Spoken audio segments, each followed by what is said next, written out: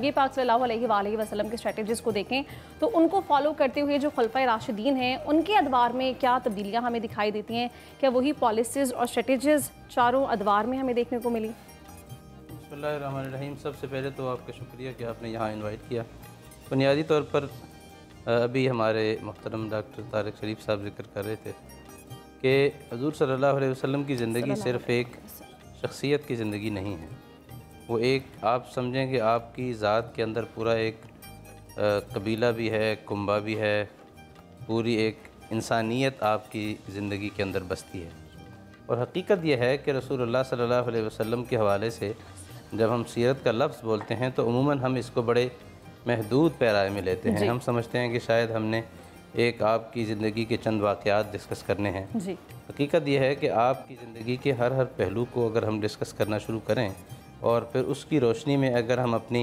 मुआशरे की, अपनी सिस्टम की तंजीम शुरू करें तो आप यकीन जानें कि जो हमारी ख़राबियाँ हैं हमारे अफराद में, हमारे मुआशरे में, हमारे निज़ाम मुमलकत में, उन सारी ख़राबियों की इस्लाह की जा सकती है। मिसाल के तौर पर आप ये देख लें कि ख़ारजा पॉलिसी का ताल्लुक़ इससे भी होता है कि आप अपने इर्द गिर्द के ममालिक के साथ कैसे हैं, उनके साथ आपके ताल्लुकात कैसे हैं।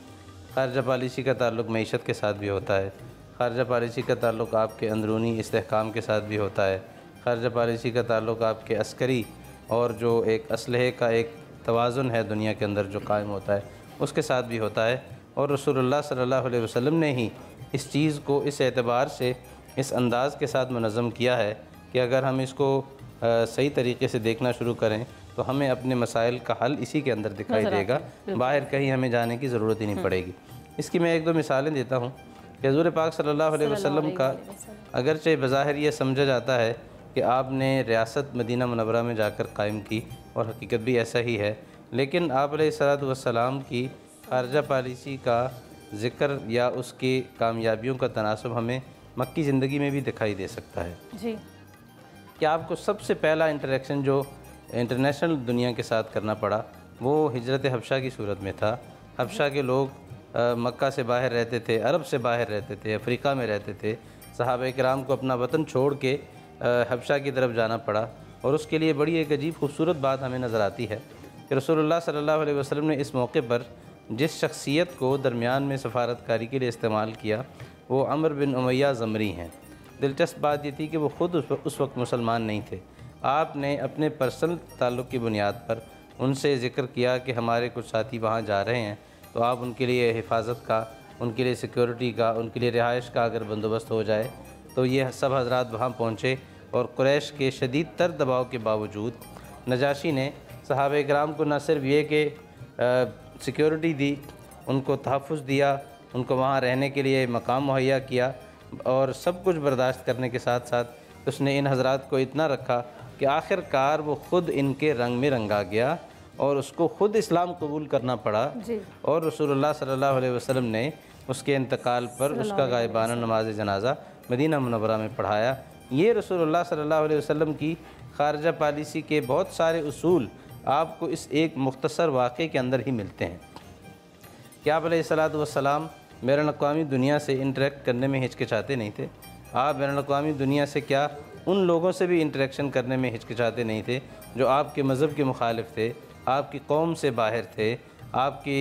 जो एक जोग्राफिया था उससे उनका ताल्लुक़ नहीं था। आपने वहाँ भी अपना एक ताल्लुक़ तलाश करके, सोर्स तलाश करके अपने साथियों की हिफाजत का एक बंदोबस्त फरमाया है। तो इससे हमें अंदाज़ा लगता है। दूसरा एक और बात भी हमें इस पर गौर करना चाहिए कि रसूलुल्लाह सल्लल्लाहु अलैहि वसल्लम की ज़िंदगी का एक बड़ा हिस्सा ख़ास तौर पर मदीना मुनव्वरा तशरीफ़ आवरी के बाद दुनिया से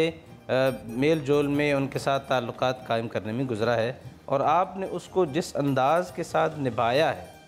वो अंदाज़ शायद दुनिया में हमें कहीं नहीं मिलता। बिल्कुल ऐसे। अगर आप सिर्फ ये देखना शुरू करें कि हुज़ूर सल्लल्लाहु अलैहि वसल्लम की ज़ात से हट कर अगर आप उनके सहाबा किराम को ही देखें कि जिन हज़रात को आप अलैहिस्सलातु वस्सलाम ने मुख्तलिफ़ जगहों पर एम्बेसडर बना के भेजा, सफ़ीर बना कर भेजा, उन हज़रात ने जिस अंदाज़ के साथ उन ममालिक के हुक्मरानों के साथ, वहाँ की एलीट क्लास के साथ इंटरेक्ट किया है और जिस अंदाज़ के साथ उनसे मुखातब हुए हैं, कहीं आपको ये नहीं लगता कि ये कोई नई रियासत है जो अभी कायम हो रही है, जो अभी तजर्बा हासिल कर रही है। वहाँ यही लगता है आपको کہ آپ اپنے جس ساتھی کو جس مشن پر بھیجتے ہیں وہ اس قوم، اس قبیلے اور اس کے تمام نارمز، ان کی تاریخ، ان کے ماضی، ان کے حال، ان کے جغرافیے اور ان کی پوری سٹڈی کر کے وہ ساتھی وہاں پہنچتے ہیں، اور ان کے ایک ایک جملے کے اندر وہ حکمت ملتی ہے جو رسول اللہ صلی اللہ علیہ وسلم کی حکمت کا عکس ہے۔ تو ہم اگر یہ کہیں کہ آپ صلی اللہ علیہ وسلم کی ذات سے نکلا ہر فعل، ہر قول جو ہے اس کی کوئی مثال نہیں، وہ اپنی مثال آپ ہے، تو یہ غلط نہیں ہوگا۔ ابھی ہمیں بریک پہ جانا ہے۔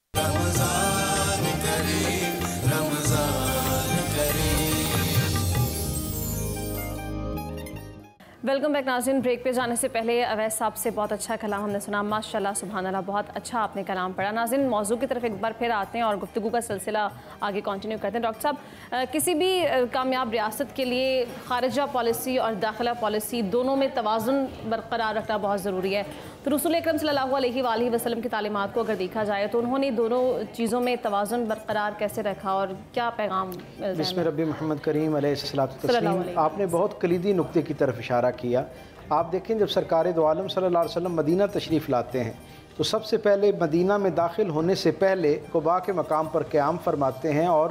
اہل مدینہ میں سے جو سٹیک ہولڈرز ہیں ان کو اپنے پاس مدعو کرتے ہیں یا ان کو اپنے پاس بلاتے ہیں، اور اوس اور خزرج نام کی جو دو قبائل ہیں جن کے درمیان صدیوں سے آپس میں ایک مخاصمت ہے، مخالفت ہے، ایک دوسرے کو نقصان پہنچانے کا ایک جذبہ ان کے درمیان موجود ہے، ان دونوں کے وفود کو بلایا جاتا ہے۔ اب سرکار دو عالم صلی اللہ علیہ وسلم کی جو چشم دانش ہے وہ دیکھ رہی ہے کہ اگلے چند ماہ میں، چند سالوں میں یہاں سے اللہ تعالیٰ کے عالمگیر پیغام کے لیے ایک ریاست کا قیام، اس کی بنیادیں فراہم ہونے جا رہی ہیں۔ تو حضور اس ریاست کی بنیاد ہی داخلی پالیسی کو مضبوط کرتے ہوئے کیسے فرماتے ہیں؟ خارجہ پالیسی کا مرحلہ بعد میں آتا ہے اور رسول اللہ صلی اللہ علیہ وسلم اس سے پہلے اس کی ترتیب کیسے بناتے ہیں کہ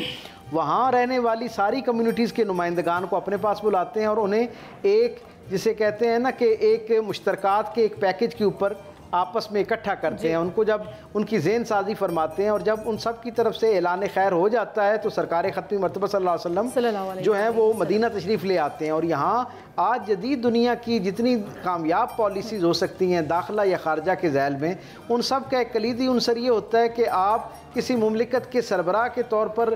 پالیسیز اس انداز میں بنائیں کہ زیادہ سے زیادہ لوگوں کی رائے اور ان کی خواہش، ان کا خیال جو ہے وہ اس میں شامل ہو، یعنی زیادہ سے زیادہ لوگوں کو آن بورڈ کیا جائے، جسے آج کی زبان میں ہم کہتے ہیں۔ رسول اللہ صلی اللہ علیہ وسلم کا مزاج دیکھیں کہ آپ مدینہ جب تشریف لاتے ہیں تو سیرت کے ایک ادنا طالب علم کے طور پر میں نے دیکھا کہ آقا کریم صلی اللہ علیہ وسلم کو جب بتایا جاتا ہے کہ سارے جو قبائل ہیں ان کے ذمہ داران آ گئے ہیں اور سب اس پر متفق ہیں جو آپ بات کہہ رہے ہیں، تو رسول اللہ صلی اللہ علیہ وسلم فرماتے ہیں کہ کیا تم نے